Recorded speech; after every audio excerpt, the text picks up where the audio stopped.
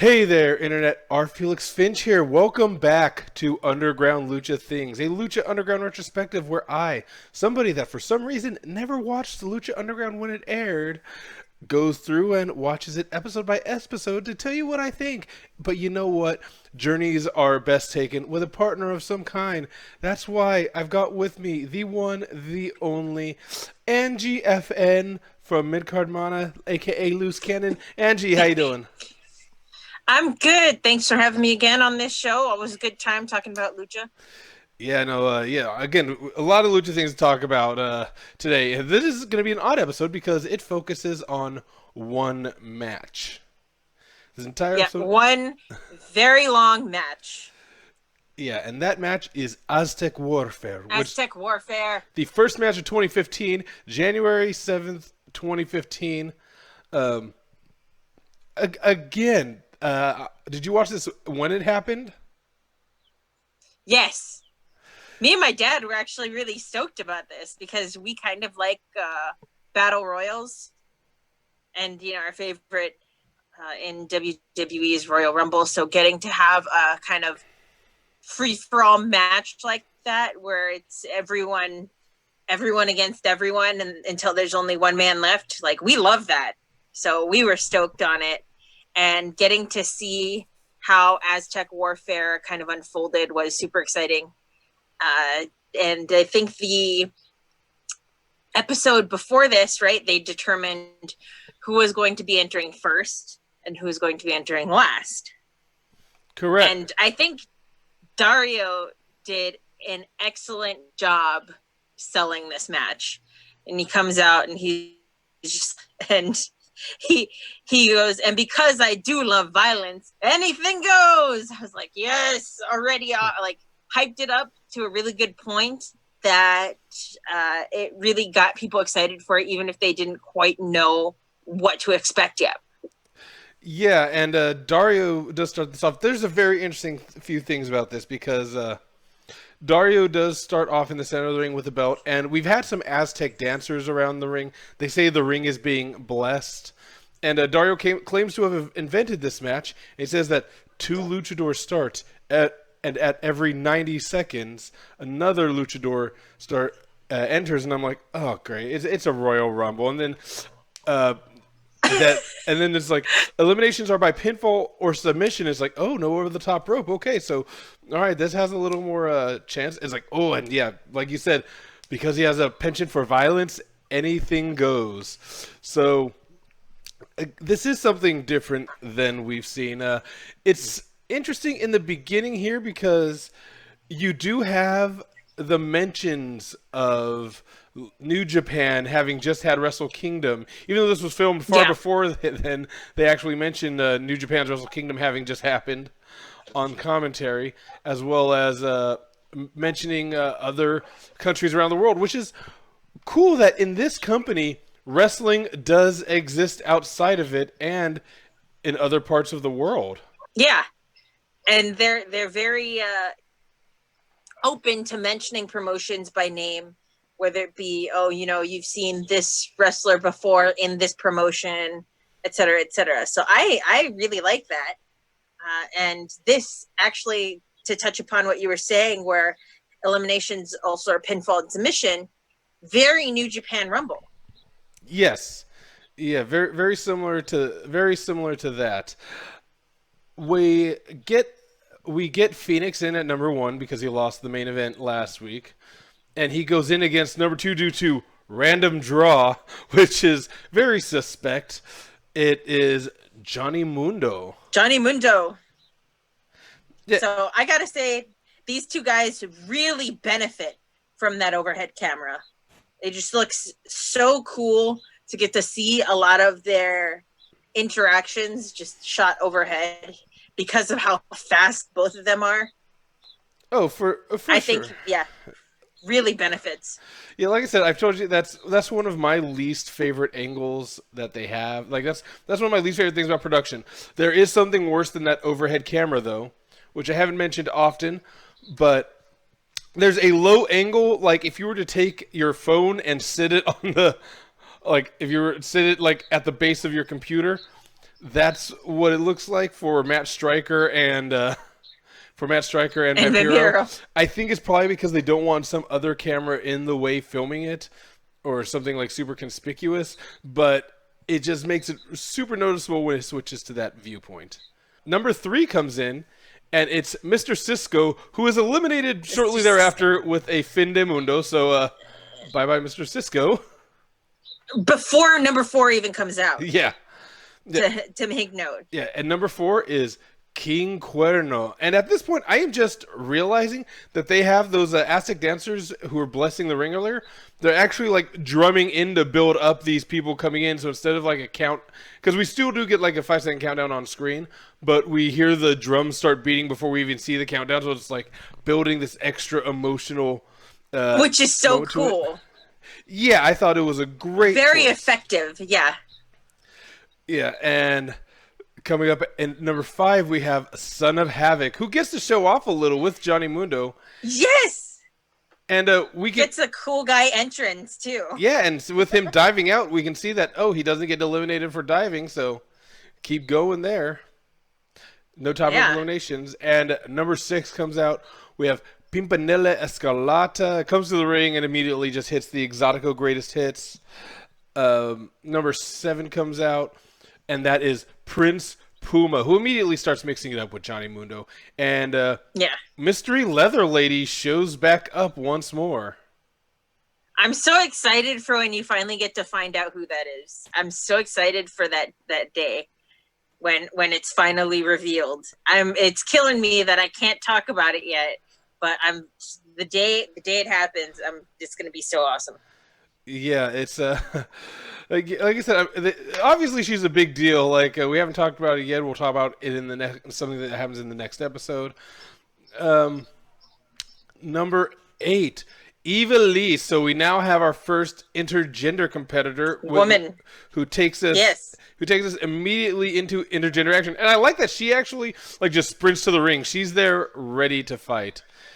Oh yeah, no, I loved it. And looking at that, I was like, wow, there's not actually that many women in Lucha Underground as active competitors at this juncture. You don't see a whole lot of women fighting in the ring yet in Lucha Underground, which is something I totally forgot about because I remember a lot more of the intergender stuff from Lucha Underground, and that's why I liked it so much.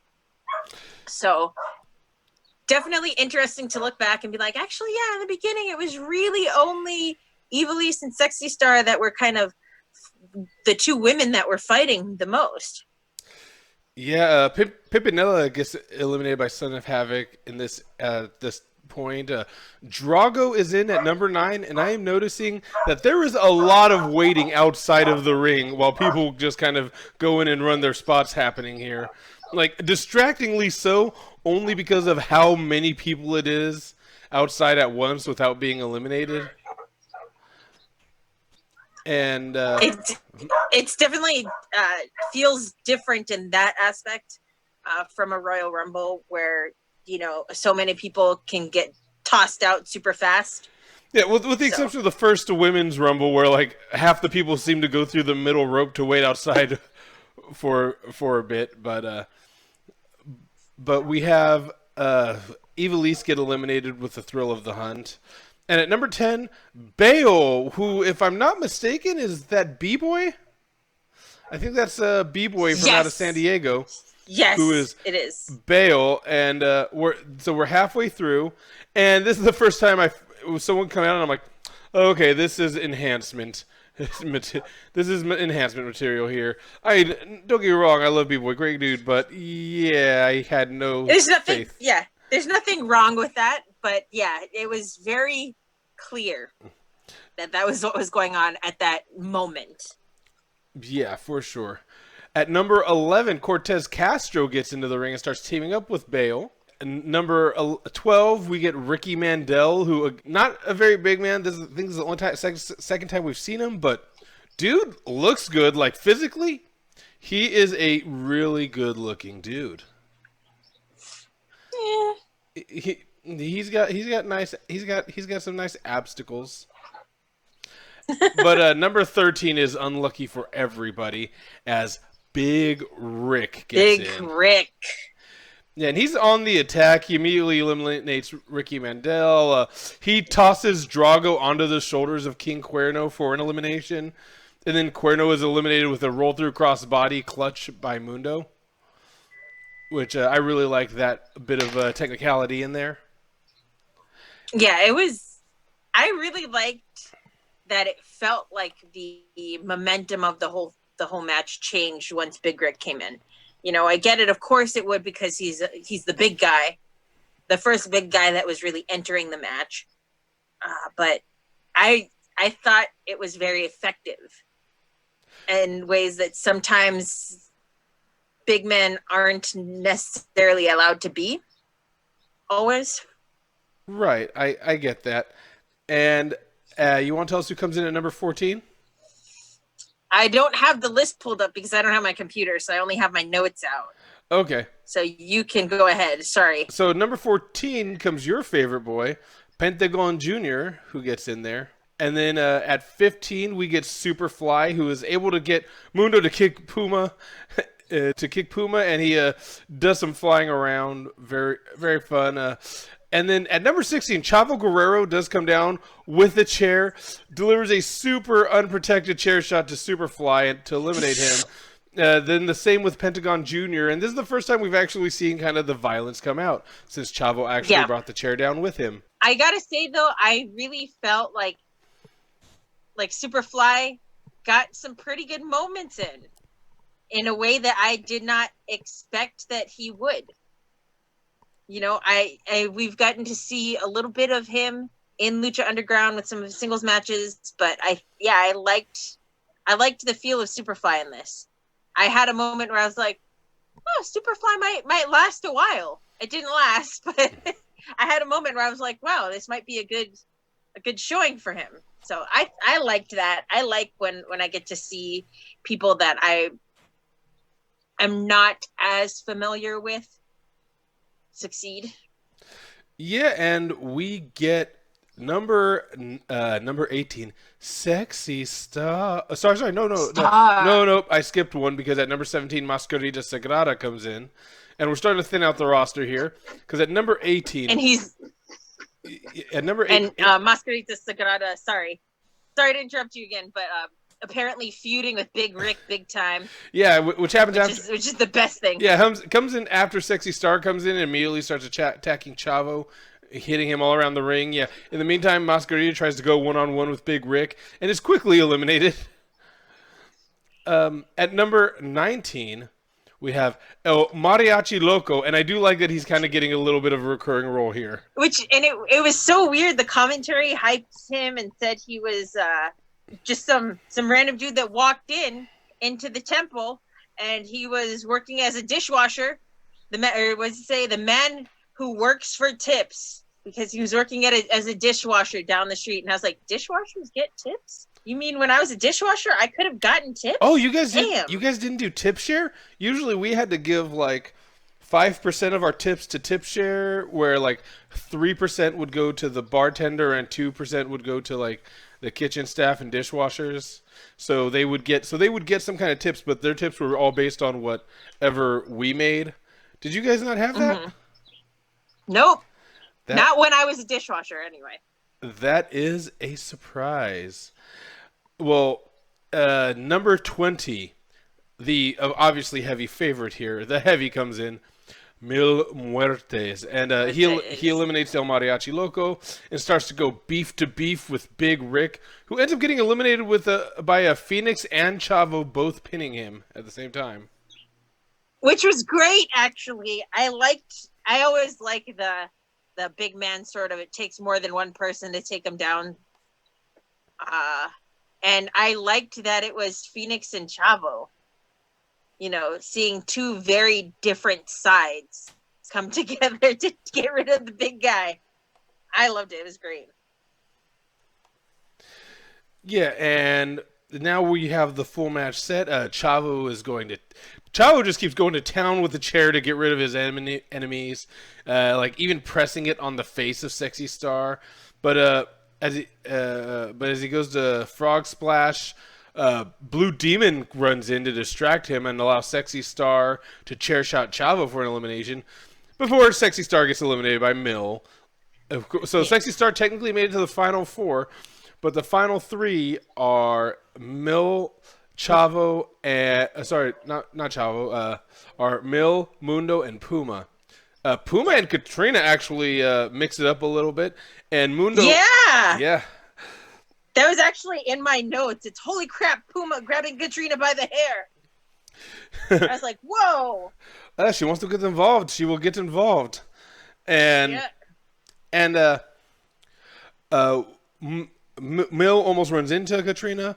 However, Mundo goes to kick Mill and ends up kicking Katrina off, which sets off Mill, who tries to retaliate. Yep.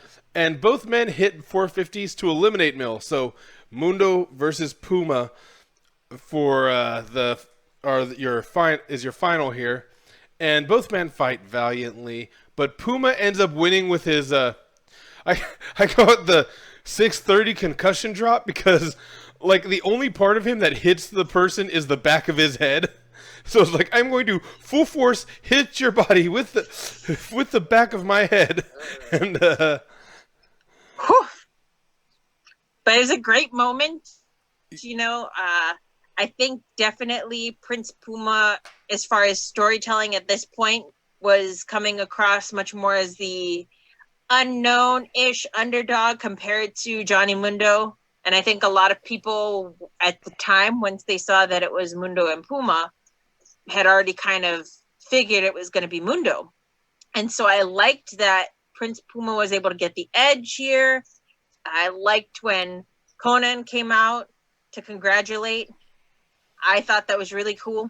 And it was such a nice, slow, tense moment that you weren't sure if like Conan was going to come out and turn on him immediately, or if he was going to sincerely congratulate him. And I liked that they ended it on the good note where, yes, he actually is there to congratulate him and to be like, yeah, it's my guy, Prince Puma. I knew you had it in you, sort of thing. So all in all, a great, solid episode. I love the manager wrestler relationship between Conan and Puma right now. I know it's rough, but it seems to come from a place of actual belief and concern from Conan at this juncture. And as you gave your kind of thoughts on this episode, I'll give mine, that I really enjoyed the way this was laid out. This was an interesting take on kind of a classic format. It did expose a little bit of how limited their roster is at the moment. Yeah. But at the same time, I have faith that it'll continue. You only have an hour a week for this show. It's kind of like when NXT was running an hour, where it's like, great, the same people are involved in stories over and over again, but you really don't have the time to develop more. And going through, I see that this series remains being an hour throughout its run, but I am looking forward to see kind of more of what goes on next. Anyway, Angie, you want to let them know where they can find you? All right. So I am part of Midcard Mana. We are on YouTube. We talk about wrestling and stuff. We're based in Hawaii, so we're living in the past compared to people like Felix, who's living in the future.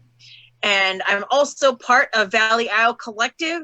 Even though I'm not on the Valley Isle, we're another group that talks a little bit more broadly about wrestling, focusing on favorite wrestling entrance themes, favorite gimmicks, interesting botches and how they fed into storylines, etc., like that.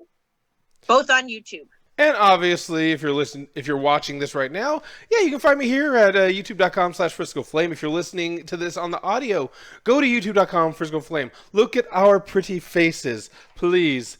And you can find my merch at friscoflame.com. However, if you reach me on Twitter at FriscoFlame or at rfelixfinch or even at Lucha Things Show, you'll see that we now have an Underground Lucha Things pin. It is the logo It won't focus there. I'm sorry, but it is the logo in a nice nickel soft enamel with a black butterfly with a black rubber butterfly clutch, and yeah, these are available. So just contact me for them. And anyway, guys, we will be back next. No, we'll be back Friday with the episode, season 1, episode 10, the Law of the Jungle. So for Angie, for myself, peace out, party peoples. We will see you next time. Bang, bang.